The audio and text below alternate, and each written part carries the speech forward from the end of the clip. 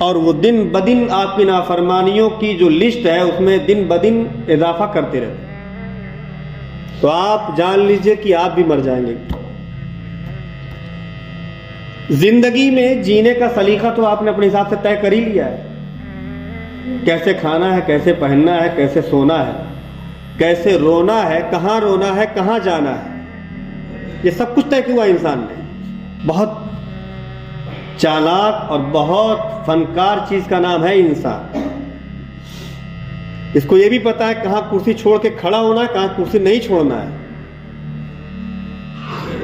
کب کون شخص آ رہا ہے اس کے استقبال کے لیے ہمیں کھڑے ہو جانا ہے، کس کے استقبال کے لیے نہیں کھڑے ہونا ہے، کہاں بولنا بہتر ہے، کہاں بولنا نہیں بہتر ہے۔ اتنا چالاک انسان کا نام ہے انسان، مگر اس کو یہ نہیں پتا ہے کہ مرنے کے بعد اس کا کوئی پلان نہیں ہے کہ اس کے بعد کیا ہو۔ سانسوں کے چلنے تک کا اس کا سارا انتظام طے ہو چکا ہے، اپنا بھی طے کر لیا ہے، اپنے آنے والی ایک نسل دو نسل کا بھی انتظام یہ کر کے رکھا ہے کہ وہ جو نسل میری آئے گی وہ کسی کی محتاج نہ بنے، وہ کسی کے آگے ہاتھ نہ پھیلائے۔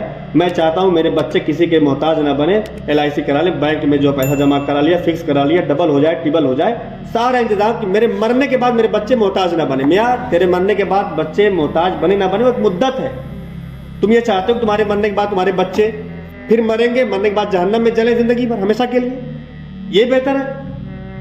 اس کا کیا پلان ہے؟ پھر اس کا بھی تو پلان ہونا چاہیے، یا پھر ایمان نہیں ہے اس پر؟ دو ہی چیز ہے، اس پر ایمان ہے کہ ہمارے بعد ہمارے بچے رہیں گے دنیا میں، کچھ دن رہیں گے، اس کچھ دن کے لیے ہمیں ان کا پورا صحیح سسٹم صحیح کر دینا تاکہ ان کی زندگی خوشگوار گزرے، خوشحال ہو، محتاجگی سے پاک ہو۔ یہ سب کچھ ہم نے طے کر لیا ہوتا ہے اور چلے جاتے ہیں دنیا سے۔ لوگ تعریف میں کرتے ہیں، ارے اپنے اس کے باپ نے اس کے لیے بہت بنایا، وہ سب آرام سے رہیں گے۔ ٹھیک ہے، تو تمہارے باپ نے تمہارے لیے کیا بنایا ہے تو دنیا ہی تک معاملہ تھا، تم نے اپنے باپ کے لیے کیا کیا وہ بتاؤ، وہ تو مر کے چلا گیا۔ ہم نے اپنے والدین کے لیے کیا کیا؟ والدین قبروں میں ہیں، ان کا انتظام ہم نے کیا کیا؟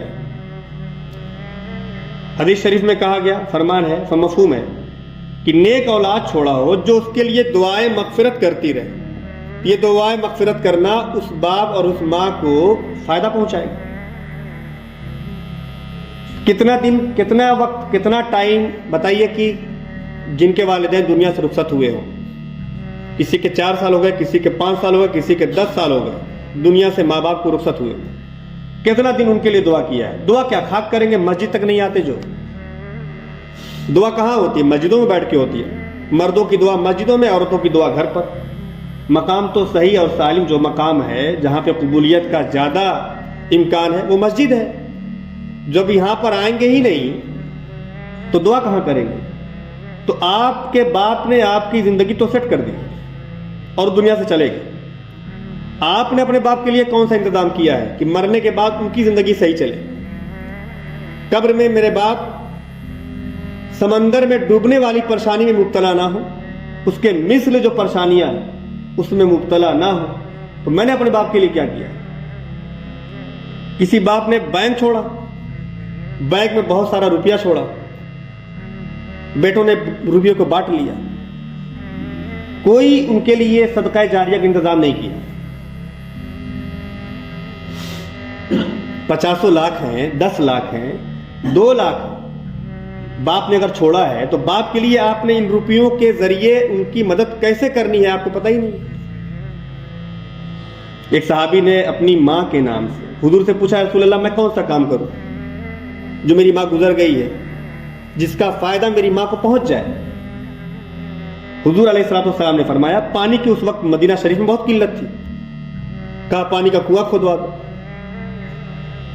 جتنے لوگ پانی پئیں گے اس پانی پینے کا ثواب تیری ماں کو پہنچتا رہے گا۔ اب تو یہ کنویں کا زمانہ نہیں ہے نا، کنواں کا زمانہ تو ختم ہو گیا۔ تو کیا آپ نے کبھی ذہن میں کبھی یہ باتیں آتی ہیں کہ کسی کے یہاں اگر ہمارے پاس لاکھوں کی تعداد میں ہمارے والدین نے کچھ چھوڑا ہے تو بہت سے بیچارے غریب پریشان ہیں، رمضان میں بوتل لے کے ٹھنڈا پانی تلاش کرتے ہیں، ان کے یہاں فریج لگوا دیجئے نا آپ۔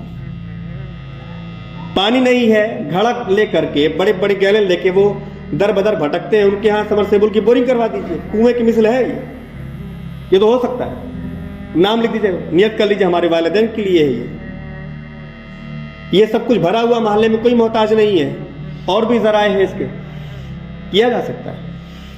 اور یہ سب کچھ کرتے کرتے اگر آپ دنیا سے جا رہے ہیں تو آپ کا نام کہاں لکھا جائے گا؟